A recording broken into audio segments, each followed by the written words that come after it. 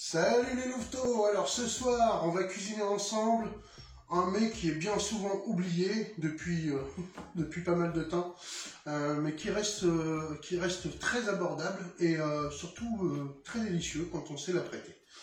J'ai nommé l'os à moelle. Voilà, donc on va l'accompagner, ce petit os à moelle, de flageolets verts. Vous allez voir, c'est une recette très simple, rapide, efficace, franchement, et très goûteuse. Et surtout, peu onéreuse. Attention, j'ai besoin des ingrédients tout de suite. Voilà, allez, alors la première chose qu'on va faire, tout simplement, on a préparé notre ail, on l'a plus ou moins haché grossièrement, vraiment grossièrement, parce qu'il faut en retrouver. Donc on va prendre des morceaux et on va frotter notre plat avec. Voilà. Ne croyez pas, c'est très efficace de faire ça. Et vous verrez par la suite, du coup vous avez les saveurs qui se développent beaucoup plus. Donc voilà, à peu près à mi-hauteur, hein, vous frottez bien surtout, n'ayez pas peur. Hop. Voilà. Ensuite, une petite goutte de matière grasse, huile, beurre, tout ce que vous voulez. Moi je mets de l'huile. Il y en a assez. Voilà. On rajoutera du beurre seulement quand on aura mis nos haricots. Parce que la cuisson va se faire en 2 temps. 2 temps, 3 mouvements. Hop, hop, hop, hop. Non, je déconne. Je ne peux pas commencer à faire du sport maintenant. Donc voilà. Une fois qu'on a fait ça, notre huile est bien répartie. On aurait pu prendre tout ce qu'on veut. Hein. Hop, on va même faire grimper sur les côtés. Hop. On aurait pu prendre un pinceau, tout ce que... Mais moi je voulais pas parce que si vous passez le pinceau avec l'huile, alors que vous avez badigeonné votre ail, généralement le pinceau il décolle l'ail de la paroi, donc je vois pas l'intérêt de le faire. Ensuite vous venez disposer vos os à moelle, alors c'est 2-3 par personne, voilà. Alors sur l'os à moelle, vous avez vu, il y a un côté plus petit, là, et un côté plus gros. Donc vous mettez le côté plus petit dans le côté plus petit, pardon, dans le fond du plat. Je fais ça pour les 3, enfin pour les autant que vous avez. Hein. Donc vous avez vu, petit, gros. Vous avez vu la moelle, elle est là. Petit, gros. Voilà. Comme ça, ils auront moins tendance à fondre et à se déposer dans le fond. Petit, gros. Voilà. Donc, on peut les serrer. Hein. Ils peuvent se tenir chaud entre eux. De toute façon, il va nous falloir de la place pour nos haricots après, nos flageolets. Donc, première chose que je fais, au milieu, au centre, je pique. Je fais une croix.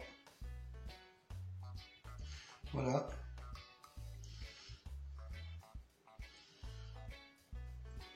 Et là, j'ai préparé 3 petits piquets d'ail que je viens insérer dedans. Alors, c'est pas franchement facile. C'est pas grave, hein, même s'il dépasse, si vous l'avez pas enfoncé à fond, c'est pas grave. Il faut pas non plus trop insister et puis détériorer la moelle. Deuxième opération. Du sel, de la fleur de sel. Donc, on vient en disposer un peu. Oh là, j'ai dit un peu. De toute façon, c'est pas grave. Hein. Vous enlevez l'excédent, vous le mettez sur l'autre. Alors, me dites pas ça va être trop salé. Parce que là, le sel, il joue un rôle primordial.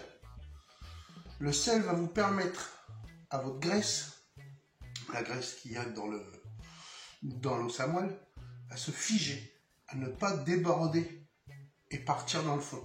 D'accord? Donc, oui, là j'en ai mis peut-être un peu trop, hein, je vais en enlever. Il y a une bonne quantité, oui, je veux dire. Mais c'est très important. Donc une fois que vous avez posé votre fleur de sel, vous appuyez bien dessus. Voilà. Très important aussi d'appuyer. Hein. Si c'est pour qu'elle se retrouve en bas, c'est pas la peine. Alors ensuite, vous venez, vous poivrez aussi. Généreusement, ça va donner un peu de goût. Voilà. Donc, une fois cette opération faite, vous prenez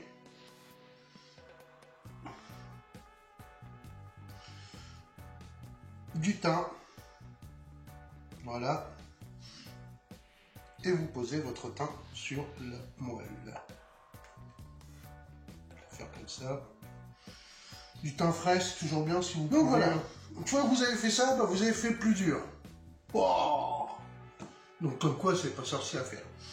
45 minutes. 180.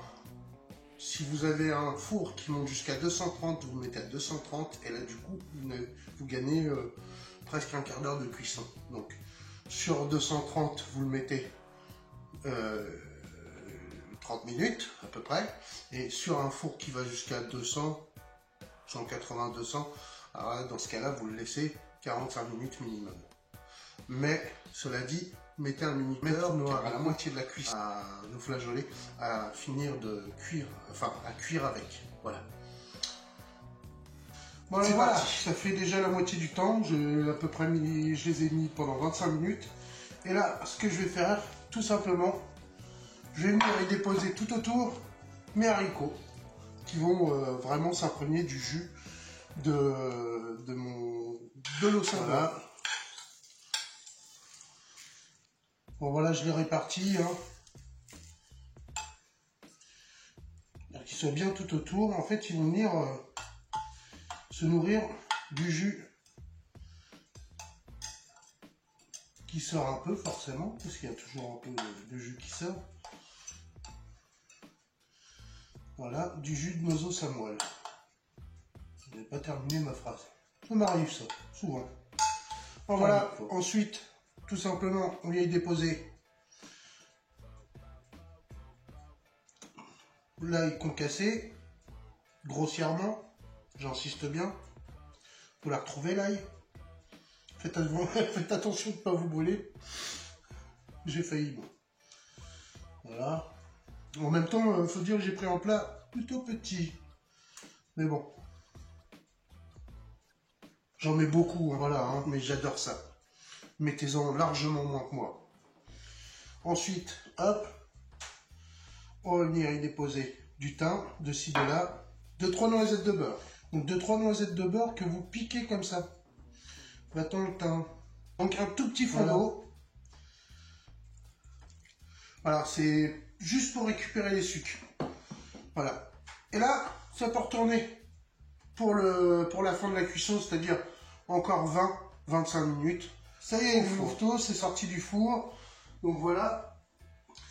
Voilà ce qu'on obtient. Bon, bah maintenant, c'est parti pour le dressage. A tout de suite, je vous reprends après le dressage. Et bien voilà les amis, comment j'ai dressé le plat, tout simplement. Hein. Voilà. Moi j'espère que vous vous régalerez avec cette petite recette très rapide, efficace. Après, il faut aimer, forcément. Alors ce qui serait sympa aussi, c'est que vous m'envoyez des photos de ce que vous faites quand vous prenez mes recettes, quand vous suivez mes recettes, et que j'ai un petit aperçu, ce serait sympa, voilà. Ça m'encouragerait aussi à continuer. N'oubliez pas forcément de liker et puis de partager et surtout de vous abonner si c'est pas encore fait. Je sais que il y en a qui ont du mal à appuyer sur un bouton, enfin à cliquer sur un bouton rouge. Alors c'est écrit en blanc sur un fond rouge, abonnez. Abonnez-vous, s'abonner ou je sais plus. Enfin bon bref.